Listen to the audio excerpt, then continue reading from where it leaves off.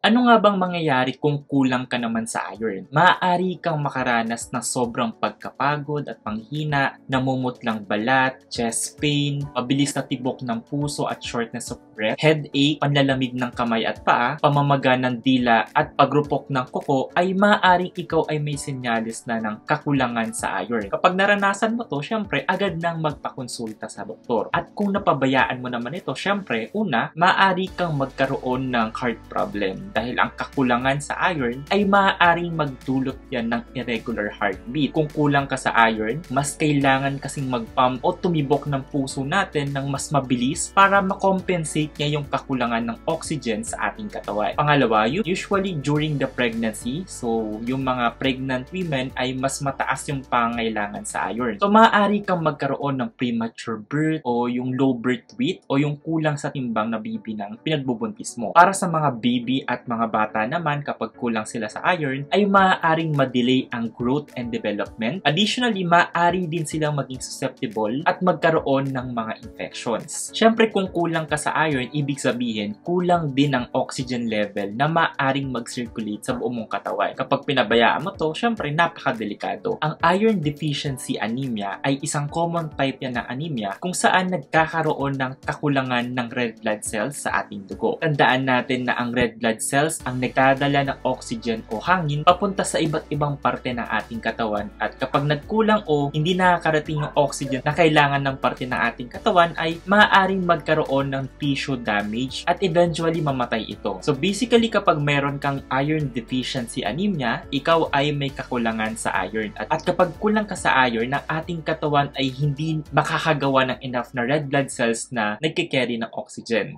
As a result, mas mabilis tayong mapagod at magkaroon ng shortness of breath o paghinga. Madali namang makorek yung iron deficiency anemia sa pamamagitan ng pag-inom ng iron supplement at pagkain ng may mataas na iron content. Maliban na lamang kung ikaw ay may iba pang mga komplikasyon. Sa video natin na to, aalamin natin kung bakit nga ba tayo nagkakaroon ng iron deficiency anemia. Sino nga ba yung risk na magkaroon ng iron deficiency anemia at paano natin ito may iwasan?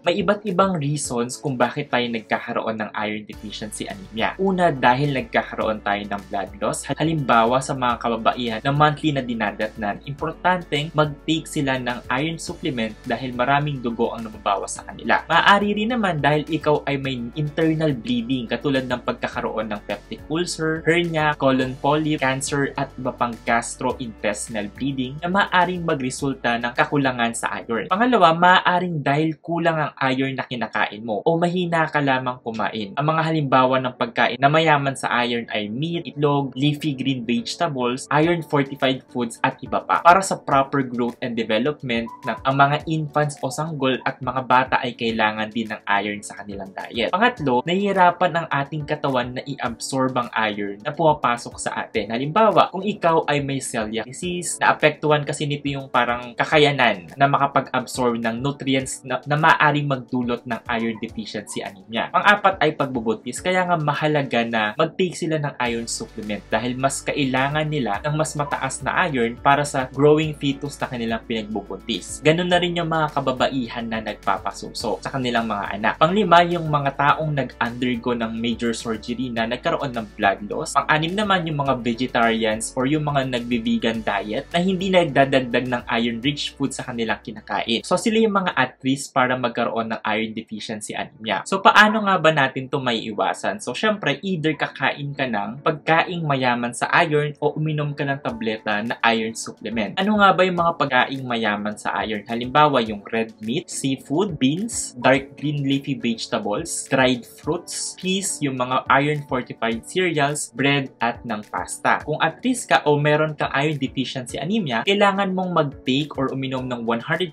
mg up to 200 mg ng elemental iron supplement sa pang-araw-araw. Para naman mas mapaganda ang absorption ng iron, magandang sabayin ito ng vitamin C dahil ang vitamin C ay nag-enhance yan ng absorption ng iron. Usually, yung vitamin C ay matatagpuan din sa mga prutas at gulay tulad ng broccoli, grapefruit, leafy green vegetables, melon, oranges, strawberries at marami pang iba. Normal lang din na magkaroon ng stomach upset o pananakit ng sikmura. Minsan pa nga nagkakaroon ng diarrhea, constipation, kapag umiinom ka ng iron. Although mas maganda yung absorption kung walang laman talaga yung sikmura natin, pero kung hindi mo tolerable yung stomach pain or stomach upset na na-experience mo, ay better na kumain ka na lang muna bago mag-take ng iron. Baka magtaka rin pala kayo na kapag dumudumi kayo ay nagiging kulay itim o black yung dumi ninyo. So normal lang siya kapag umiinom ka ng iron. Paalala lang din na ang labis-labis naman na pag-inom ng iron ay napakadelikado rin kasi pwedeng magkaroon naman ng liver damage. So dapat sakto lang, hindi sobra, hindi kulang ang pag-take ng iron. So yun lamang po, at kung kayo ay may katanungan, mag-comment lang kayo sa ibaba ng video para ito ay aking matugunan. Sasagutin natin yan, pero syempre disclaimer lang, may mga delays ako sa pagre-reply ng mga comments kasi syempre may ibang mga ginagawa rin ako, kailangan ko rin magtrabaho. So muli, as a registered pharmacist, ako yung nagpapaalala na ugaliin magtanong sa doctor o pharmacist patungkol sa inyong gamot para maiwasan natin yung medication error o paglala ng inyong condition. For more drug information, do not forget to subscribe to my YouTube channel. See you and have a great day po. Bye-bye!